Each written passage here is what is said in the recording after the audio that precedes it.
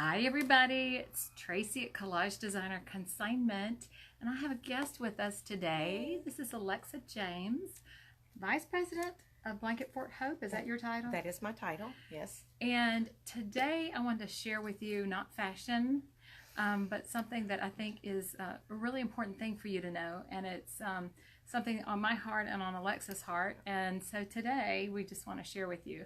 And I just wanted to let you know that our topic today is human trafficking, and that's a really hard topic for a lot of us to kind of take in and digest and understand and think, does it even relate to us? And it does. And just to tell you how I got into the awareness of human trafficking, my son is 13, and when he was 8, he was doing a lot of acting things. And long story short, we met a director who had just come out with a movie called 8 Days. And my sweet child at age 8 couldn't understand really what was human trafficking was, but in his mind he said, but I just know girls are getting hurt. Right. And he wanted to do something about it. He didn't know boys were getting hurt too young, but he wanted to do something, and he talked to the director about it, and he said, I want to get the movie to Birmingham because this was all over the country, and it was going to debut in all these big cities. And he said, well, you can. My 8-year-old. Yeah. And so gosh, it's hard to believe he was only 8. I know. And so we came home from that event, and I just started moving on with Collage and all the things that we had to promote that summer. And God just kept saying, 8 days, 8 days, 8 days. Yeah. It's just the name of the movie. And I was like, fine.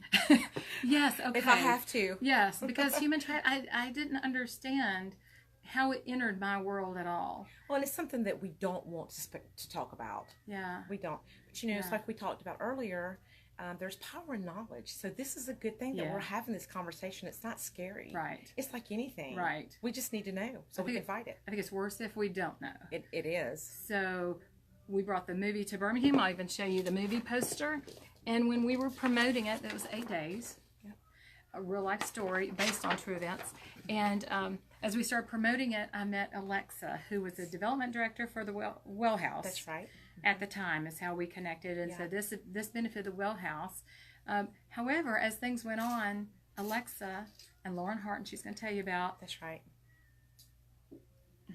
We're directed to do something different because there was a need that wasn't being filled and taken care of in our state. So, tell how Blanket Fort Hope came about.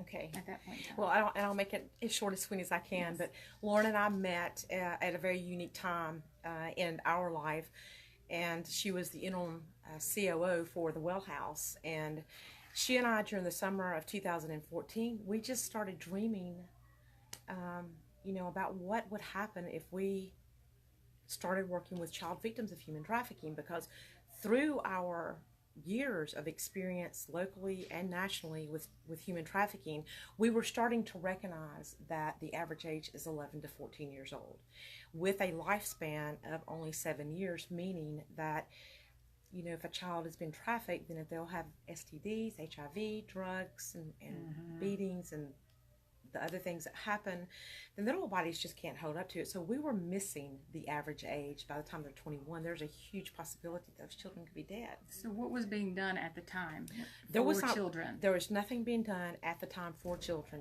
just for adults. It's very difficult, and I now know this 4 years later. Yeah. It's very difficult. I know that Lauren recognizes that as well, that it's very difficult, not just because we're working with children, but the rules are different. With adults, I can just go out and what they would say, recover or rescue. With children, you can't do that. That would be considered probably kidnapping if I did something like that. So we have built a lot of partnerships, with child advocacy centers, with emergency rooms, with our police departments, our sheriff departments, with the Fusion Center. And all of these people many times are first on, the case or on the front. CACs do the forensics. If they're in an emergency room, we've been teaching them what does it look like and why is this child in here so many times. And so that's where we're making those partnerships, and we're building that part of it so that those people will know who to call for this child to come and get services and so forth. So it's been it was on our hearts for months. And that's where Blanket Fort Hope was birthed. And, we think of Blanket Fort Hope, so I want you to think happy thoughts. you know, a blanket fort is somewhere where you can be creative and very imaginative and safe. Very, very safe. And I love to use my own children in this, and they're like, Mom, please. 6'4" and 6'5" boys, but I can remember their little blanket forts, and one of them even told me, not even God can see me in my blanket fort. And I said, yes, He can. So they literally felt that safe in their blanket fort, and our blanket fort has a name, and it's Hope. I love and it. it's so these children, you know, then we have a fortress of safety when you have a fort. So the fortress, our flag has been laid, our army has surrounded us, and you cannot get in there. We have a safe place for these kids where we're, right now we're working with the foster initiative until we actually get our own housing. We're looking at doing a day drop-in through a grant with the University of Alabama that we'll know about in the next month, that we're very excited about, that will wrap around this foster initiative where they'll bring their kids there during the day, and then in the evening they'll take them back for them to have a place to stay, but we'll be taking care of their services during the day. So if somebody is watching and they have kids in school, middle school, I hate to say even elementary school, but middle school to high school, and they're like, I've heard about human trafficking. I know that I-20 is the superhighway, Birmingham to Atlanta, that there's a lot of stuff happening.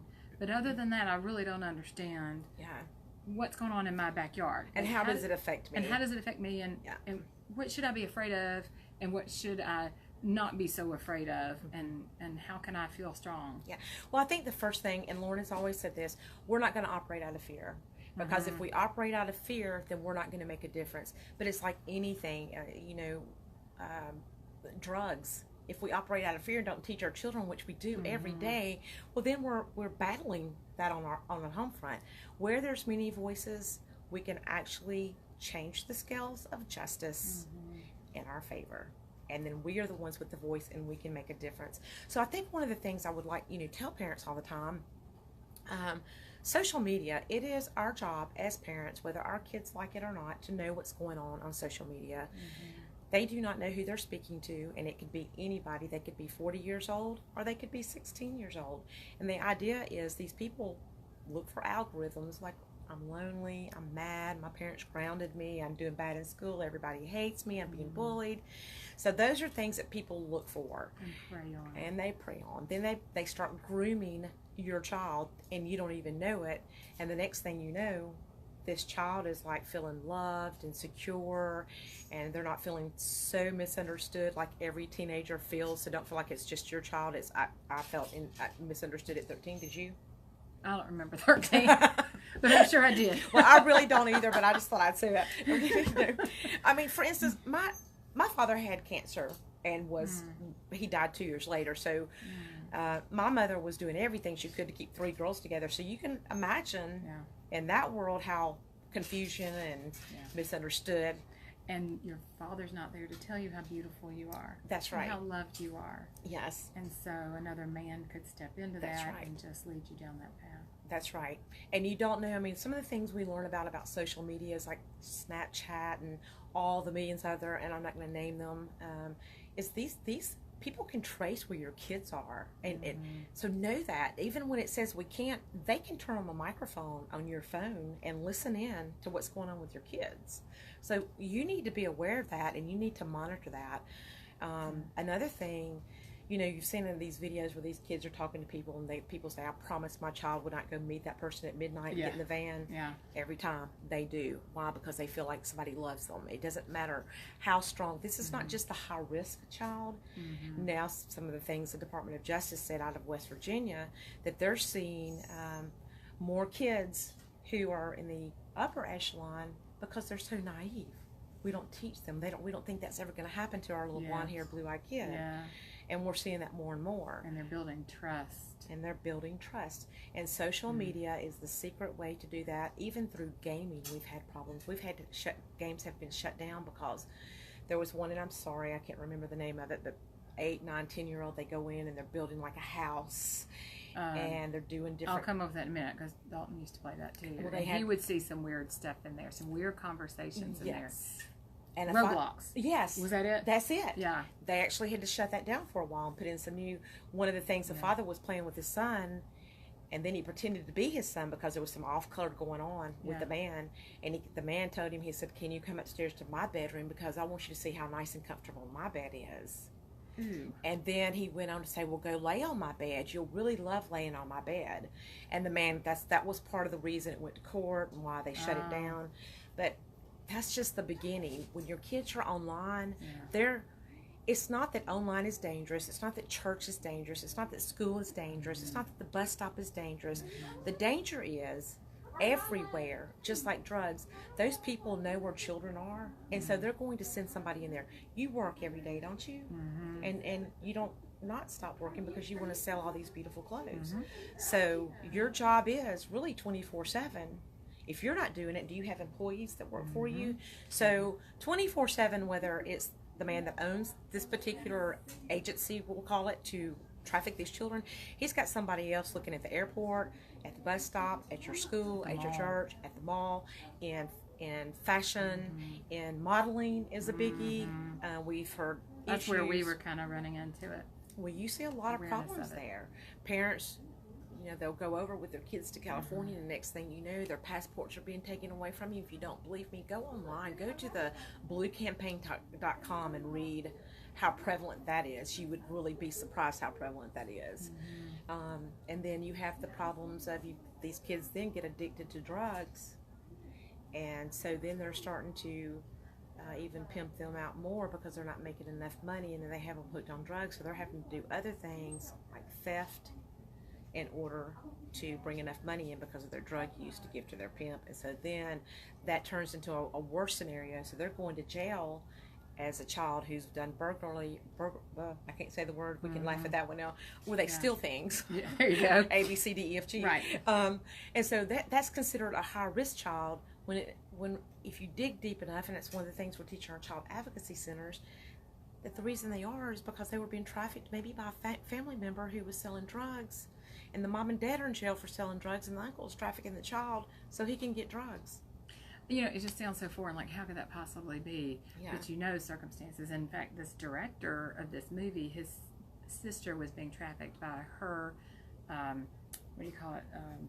She was a musician. She was a singer. Her what do you call it? The person who oversaw her? The agent. The agent, yes. Yes. In the music industry. That's what happens when you're over 50. You can't come up with my word. So, yeah, and it hit that close to home. Well, we are. Okay. Yeah, I am. I'm sorry, folks. We're supposed to be serious. Okay. But I think it's closer than we realize. And like local high schools here. Yes. I know you can't name specifics, but like, what are some instances that we can relate to and go, oh, okay, maybe that's what we should look out for, or maybe help our kids when they hear something that is said that is along the lines of something that they can alert. Because I know there's the see something, say something initiative in school, and our kids just need to have a little bit of idea of what they're are we looking for. Well, I think when you see a child whose behavior has changed, such as they've gone from a good student or even a medium student, however you want to call that, and then all of a sudden everything starts tapering off to grades and so forth. They start pulling away from their friends because this person who's in control of them is starting to pull them away from everybody so that they won't talk. If you start seeing things like a new tattoo that could be on their wrist or on the back of their neck, it could be a barcode or be a name that's a daddy, some kind of a daddy name. That's a pimp name. If you start noticing them, they're wearing more expensive jewelry. Like, where did you get that from? That's really a cool place, or a cool piece. And you don't want to just get somebody's face and go, why do you have that on? You want to try to find a way to relate to them. Like, that's a really beautiful piece. Where did you get that from? And if she says her boyfriend, then go, oh wow, he must really make a lot of money. Or they start wearing things like long sleeves in the spring for a reason. Is it because of a new tattoo? Is it because they've been hurt? Is it because there's drugs? Or they're wearing turtlenecks because they've been choked, or there's a new tattoo, or there could be marks on their neck from somebody being raped 20 times last night. Well, I imagine, and you tell me if I'm wrong, but there would be times where, say, a girl that has been trafficked and she's living at her parents' house during the day and somehow trafficked at night and seemed to be living a normal life, but then she's also out there recruiting. within the high school too. So then you've got somebody, a friend of yours in the high school. Right. This is happening too, but they're trying to get you in too. Yes. And the reason is we saw that in 8 days, and if you haven't seen it, you need to see it. This girl, she was basically recruited by a guy who was being paid money by a football team, and it was all supposed to be all good. You know, nothing bad was going to happen to her. The next thing you know, she's 8 days into this problem. But a lot of the reasons that these people, whether it's a boy or a girl they recruit, is because it takes the pressure off of them. So we want to look at them as being bad and how dare they do that, but all they're thinking about is, I won't have to be raped for 20 times tonight if I recruit enough girls in, whether it's my friends or not. And plus, they may be in the era or the time frame where they were still getting a lot of money. It hasn't been taken away from them. They were like, you're not going to believe all the money you're going to make off of this. And, you know, just close your eyes, because they're going to introduce you just to one really nice person at first, and they're going to say, hey, baby, do this for me. You're going to get $1,000, and she'll get $1,000, and then the next it starts going down. And then we have problems with gangs, whether people want to believe it or not. In our state, coming up from, was told to us by the Fusion Center. Fusion Centers were built after 9/11. They talked among each state about terrorism until about 9 or 10 years ago. So that's a government? It's a government agency, and every state has one. The bigger ones have 2 or 3.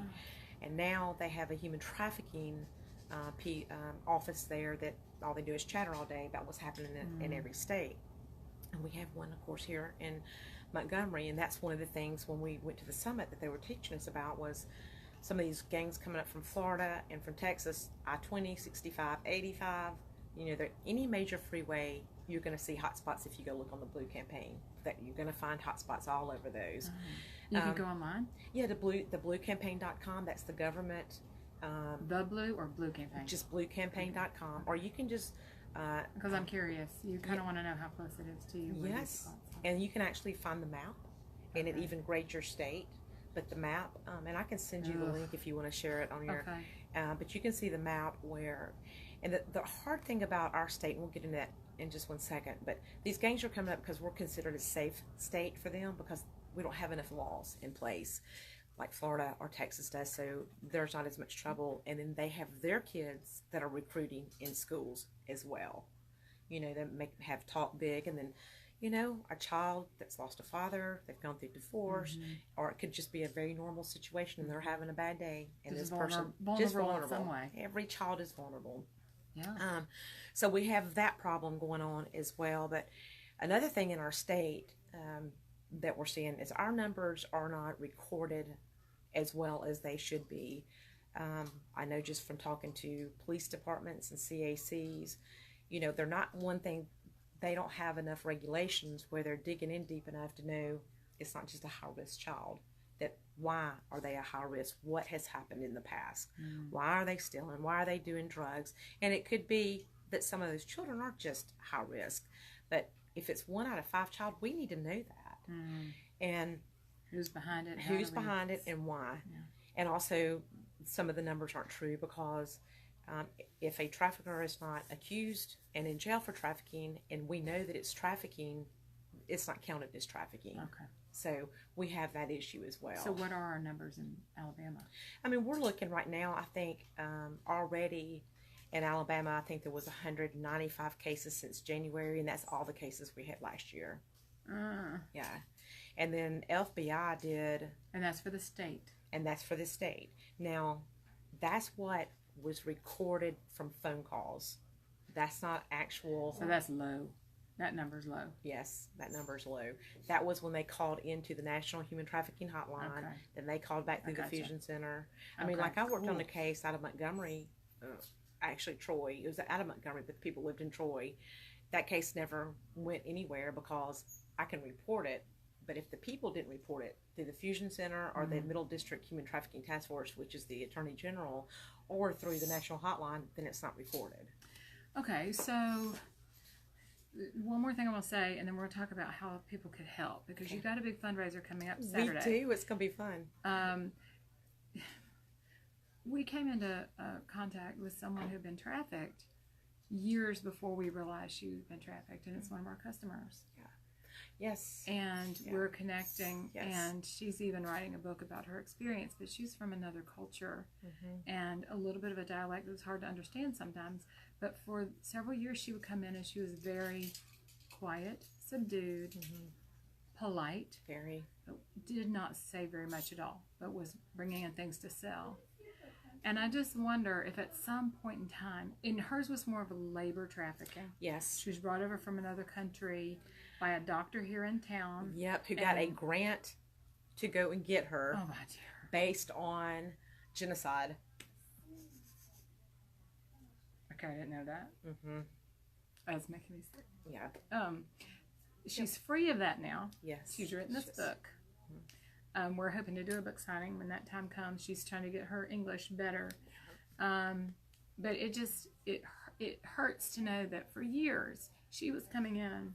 And you didn't know. And we didn't know, but she wasn't with anybody. Like, there was nobody standing there with her saying, watching her every move. So she felt like, and I've talked to her since, like we talk a lot now. And I've talked to her, she's like, she had nothing else. She had nowhere to go. She had no education here. She had trouble with the language. So it was that or starve. Yeah. And so for her to reach out, and that was years ago. Yeah. That was long before we were, that was at least 10 years ago. Yeah, at least. When this started. So if she had said something to me then, I don't know that I would have known. Or believed even. So before we talk about the fundraiser, say that happened now. Yeah. And I come across, or someone watching comes across someone who they don't know for sure, but they believe something's wrong. Right. Who do you call? What do you do? Well, I think the first thing that you would call, and it depends on the age as well. Okay. If it's somebody 19 and over, I would definitely call the local police force and let them know that you think you have a human trafficking case, and they will connect you with the people who work on that. Okay. I think if there's another online, there's the Middle District Human Trafficking Task Force, which stuff can be reported, and they actually have services that they can send people to, and I can send you that link as well. Yeah. That's probably good for us to have. Yeah. Those are, and it's really good because they work for the whole, they can get, that's part of the Fusion Center. But at least if you started with your local police force, they would probably be able to connect you. Yeah, they would, because I call you. I was going to say, and if you know somebody, if you what know somebody, then we can. Because y'all are connected. Blanket Fort Hope, find it, Let's do that. Blanket Fort Hope. If you run across somebody or suspect it. And I will say this too. I was on my way back from market this last time, which was just 3 weeks ago. Yeah. Stopped at one of the little truck stops, and as I went into the restroom, it was like one with a Wendy's and the fast food inside it, like not a Flying J, but one of those Loves, maybe. Yes, like a Love's, like right before you get to Alabama, a few stops before. So we've all stopped there, I'm sure. Yeah, that's 20, right? Yeah. And there was a woman standing outside the restroom, and we made eye contact going in. We made eye contact going out, and she was quiet. And she was just standing there, and it didn't look like she was waiting on a boy child, maybe to come out of the male restroom, the guy's restroom. And I just was like, could that be? Right. Could that be? Yeah, and I wasn't thinking about that. I was thinking, okay, I gotta get home, I got this and that. And it just kind of stirred within me to go, what on earth would I say to her? Well, and that's another really exciting thing. The National Human Trafficking page, which is part of the Blue Campaign, and I'm out of these resources because they're behind. I've been trying to get them for 3 months, but they have these little cards that have all the information and resources for people for you to give out. And a lot of these stops now have those resources. I've seen them now that I've been aware. Like Truckers Against Trafficking or something like that. I remember seeing, if you've seen that kind of stuff. They've really done a great job in getting the information out. So that's one thing. But blanketforthope.org, you can go under Contact Us, and you can either do it through the website or through our email addresses. It's just Alexa at blanketforthope.org or Lauren at blanketforthope.org. And so either of those, you can reach us through that. And I think my phone number's on there. But anyway, we need to get some more of the informational cards too, because those are, if you're traveling, I always used to keep those in my purse. Yeah. And if I didn't, I would lay one out somewhere. Yeah. But right now, the resources have been difficult to get. Yes. So those are things you could do. I do think you have to be careful about approaching somebody. Yeah. If you had a card, you could just go here and hand the card and leave. Right. Because you don't know who's watching that person. Yeah. So I do think it's better to be wrong than right. So, and our police force here locally is certainly, I even met with one of the sheriffs last week, and they are even, you know, statewide. They're aware. Birmingham's aware. Hoover, Pelham, Alabaster, Gardendale. I can't think of a police force right now really that hasn't been. So they're all pretty savvy, and they're okay. You know, when you call and say what detective works on human trafficking, and then, like I said, I would rather you be wrong than right, but I call in. I mean, what are you going to lose? I know. I mean, who cares if they don't like it? Something stirs inside you. You're like, okay, I don't know, but maybe God's given me a sense that I need to reach out to this person in some way. Okay, so tell us about the fundraiser Saturday that we could get involved in. Well, I'm so excited about it, y'all. You can go to blanketforthope.org/events.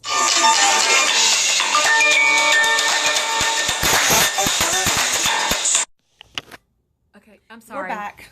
I didn't mean to answer that. I was trying to say decline it. Okay, so it's called Hoops for Hope. It's a 3-on-3 basketball tournament, and we're very excited this year. It's going to be at the Finley Center at the Hoover Met. It's a beautiful location. We have 3 full courts. We have refs. All you have to do is sign your team up. You can have up to 4 players. It's an actual competition, but it's a fun competition. We do have some serious teams, but we also have some really fun teams. You know, the youngest teams I think we had last year were maybe 11. The oldest was 65. Awesome. 99.5 is going to bring some teams for fun. Good. And we have trophies that we give away. 3 trophies, first, second, and third place. We have medals that we give away. And, you know, the main thing is, I don't want you to be so focused on how great you play basketball, but just know that you're making a difference in a child's life, because this money is going to go directly to us.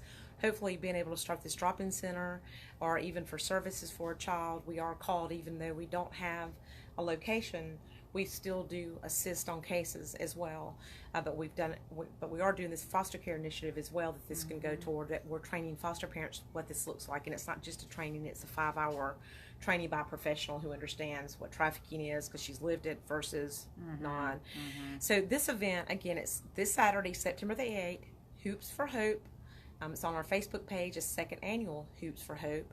Go on our Facebook, our website as well to sign up. Your team, you can sign up all the way through Friday, and just know that you're going to make a difference. It's $100 a team, so if you have 4 people, it's $25 a person. Okay, and what time? It starts at 9 o'clock. And we'll go to 5 o'clock. Oh, that long? Yeah, well, and it depends. It's tournament. It's tournament. Okay. Yeah, you'll guaranteed 3 games to play. Okay.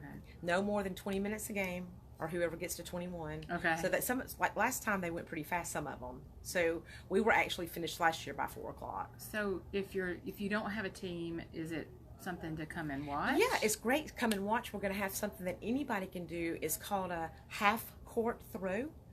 And you donate $5, and you try to make a basket half court, and you can win a year's worth of food from McAllister's Deli. Oh, really? Yeah, wow. I know. So, and it's every week you get something. Okay. So that's a whole lot of fun. So we had people that, young and old, try to make the half court. I mean, we had women like bending over, trying to, and we had people showing off and throwing it over their back, and some of them nearly made it. So that's a whole lot of fun. Or you can just come make a donation, or you could come learn more about who we are. We'll be there to talk to people, to let you know. We don't want you to be fearful. We want you to be armed with knowledge and power. We want you to teach your children about the dangers. One of the things, too, I always say is just be involved with your kids. I tell this story all the time. With my boys, both big boys, we've already talked about that. I was at every concession stand, and as a band mom, from 6th grade and up with 2 boys, all the way through college. Concession stands, every event, whatever was going on. I knew the teachers, I knew the principals. I would probably be a mom, not because I was big, bad to the bone by any stretch of the imagination, but I asked a lot of questions. So I would be somebody you probably wouldn't want to bother my kids, because I'm going to dog somebody to death to find out where they are. Why did this happen? What do you mean you don't know why this happened? Just to be a parent that's involved, and to me that's 50% of your fight. And when our kids like, I want my privacy. Well, you know what? When you grow up and you get married, you can have your privacy. Right. It's because I love you. Right. And I want to protect you. So jump in on those Facebooks every once in a while. Yeah. Find out about Snapchat. That brains. Hoops for Hope 2018. Okay, come play with us. That's great. Thank you, Alexa. Thank you for having me, Tracy. Appreciate you being here. I always love being here with you. Thank you for having us. Yes, and I will tell you, if you would like to donate in any way, we'll be happy to take donations for Blanket Fort Hope. You can write a check to Blanket Port Hope and just drop it off at Collage anytime. Not just this week for the fundraiser, but we've been connected all these years, and we'll stay connected. So I'd love to do that. But also, if you maybe you don't have cash, but you'd like to help in some way, what about things in your closet that you could just bring and consign in the name of Blanket Port Hope? They have an account here, and we just cut them a check every month for what goes into that account, whether it comes from them or whomever. So just think about that. Easy way, clear out some stuff out of your closet, and then help these kids as well. Yep. Thank you. Thanks, Alexa. All right. Thank you. Thanks for watching, and we will see you soon. Come see us at Collage.